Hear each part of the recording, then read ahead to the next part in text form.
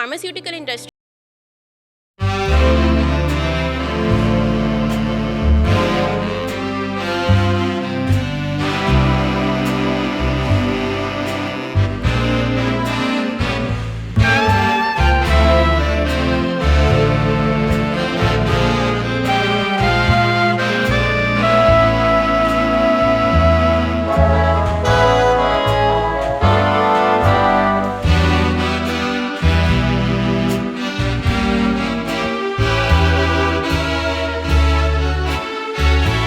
हमें कराची के faculty of pharmacy के तालिबात ने एक मुनफरद काम सर अंजाम दिया है। इन्होंने जो पैकेजिंग मुतारिफ़ करवाई है उसके ज़रिए से दवाइयाँ ख़राब हो जाती हैं अगर, तो वो इंडिकेट कर देगी। दवाई एक्सपायर होगी तो भी इंडिकेट कर देगी। आइडिया कैसे आया, इसके ऊपर कैसे काम किया और क्यों इनको लगा कि इसकी ज़रूरत है, इसके हवाले से बात करते हैं। हमारे साथ पूरा ग्रुप मौजूद है। मुझे बताइएगा अरीशा, आइडिया कैसे आया बेसिकली? जी अस्सलाम वालेकुम।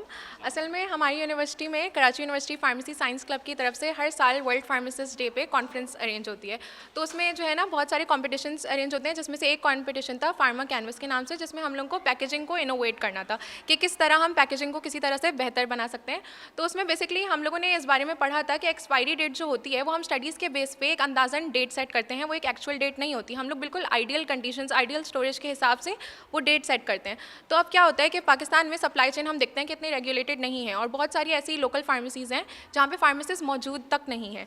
तो ये होता है कि जो लेमन पर्सन है वो दवा को देखकर नहीं बता सकता कि ये दवा इस्तेमाल के काबिल है या नहीं है। तो इसलिए हम लोगों ने ये आइडिया निकाला कि हमें अपनी पैकेजिंग में एक ऐसा इंडिकेटर का कंपार्टमेंट रखना चाहिए जो कि कलर चेंज करे और ये बता सके कि कब दवा इस्तेमाल के काबिल नहीं है। तो इससे ये होगा कि पेशेंट को पता चल जाएगा कि वो दवा इस्तेमाल के काबिल नहीं है और फिर इससे पेशेंट को फ़ायदा होगा।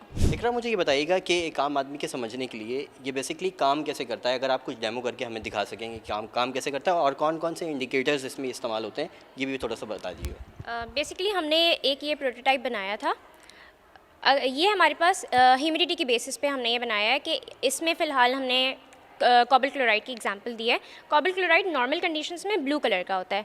तो अगर दवा जो प्रॉपर कंडीशन में प्रॉपर नमी के अंदर रखी गई है तो इंडिकेटर के इस कंपार्टमेंट में पेशेंट को नज़र आएगा कि ब्लू कलर का इंडिकेटर हुआ है, ठीक है। अगर ह्यूमिडिटी नॉर्मल लेवल से बढ़ रही है तो दवा अलर्ट लेवल पे आ गई है, यानी कलर चेंज हो जाएगा। अलर्ट लेवल पे पर्पल कलर आ जाएगा कॉबल क्लोराइड का, जो कि ये इंडिकेट करेगा कि आपकी स्टोरेज कंडीशंस प्रॉपर नहीं है, आप अपनी स्टोरेज कंडीशंस को तब्दील करें। लेकिन अगर दवा जो है इसका इंडिकेटर का कलर पिंक हो जाता है तो इसका मतलब ये है कि ह्यूमिडिटी की कंडीशंस इतनी ख़राब हो चुकी हैं जिस पे दवा भी डिग्रेड हो सकती है। तो क्योंकि दवा सस्पिशियस हो गई है, उसको टेस्टिंग की ज़रूरत है दोबारा कि वो इस्तेमाल के काबिल है या नहीं।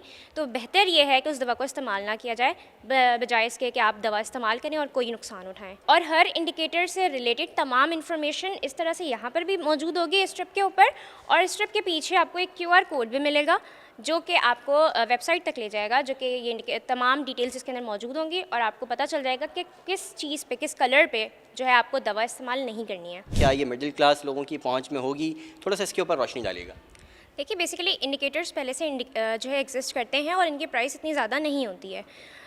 हम जो इंडिकेटर्स इंट्रोड्यूस करवाना चाह रहे हैं वो बेसिकली हम पेरेंटल्स पर, इंजेक्टेबल्स पर करवाना चाह रहे हैं, जो कि पहले ही बहुत ज़्यादा कॉस्टली हैं।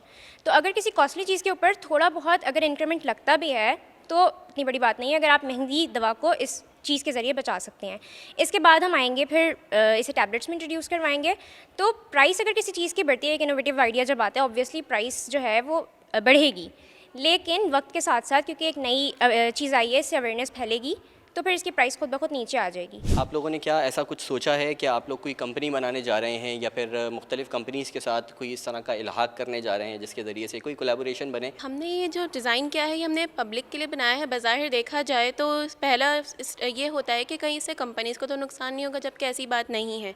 क्योंकि जब सप्लाई चेन में इस तरह के इश्यूज़ आते हैं कि ट्रांजिट में देर होने से, टेम्परेचर बढ़ने से दवाइयाँ, काफ़ी सारा जो स्टॉक होता है वो ख़राब हो जाता है। तो अगर कोई किसी ट्रांसपोर्टर की गलती की वजह से स्टॉक ख़राब हो रहा है तो उससे कंपनी को ये फ़ायदा होगा कि उन्हें पिन पॉइंट करने में आसानी होगी कि किसकी गलती है, और इसका बोझ सिर्फ कंपनी को उठाना नहीं पड़ेगा और एंड यूज़र को भी इसका फ़ायदा हो रहा है, क्योंकि विजुअली हमें ये चेंज पता कर दे रहा है कि दवाई हमारी ख़राब हो चुकी है, अब इसको इस्तेमाल करने की ज़रूरत नहीं है। हम अपने टीचर्स के सुपरविजन में इसकी स्टेबिलिटी स्टडीज़ पे काम कर रहे हैं, मज़ीद रिसर्च हो रही है, इसका जो पेटेंट है वो अंडर प्रोसेस है, और हम आपके प्रोग्राम के रेफरेंस से ये चाहेंगे कि जो कंपनीज़ हैं वो हमें अप्रोच करें, हमारे साथ इस आइडिया को जल्द से जल्द मार्केट जो है अडेप्ट करें, क्योंकि ये जो है हम नहीं चाहते कि सिर्फ आइडिया रहे, बल्कि इसको मार्केट में लाया जाए, इसको अडेप्ट किया जाए और इसको फैलाया जाए सबके लिए। आपके ख्याल में क्या इसके ऊपर पाकिस्तान में पहले कभी किसी ने काम नहीं किया? नहीं, पाकिस्तान में कहीं भी इसका जो है वो काम नहीं हुआ, क्योंकि ज़ाहिर सी बात है अभी तक हम एक्सपायरी डेट्स में ही फंसे हुए हैं। जो ब्लिस्टर पैकेजिंग पे एक्सपायरी लिखी होती है वो तो नज़र भी नहीं आती, क्योंकि वो उसी कलर में होती है।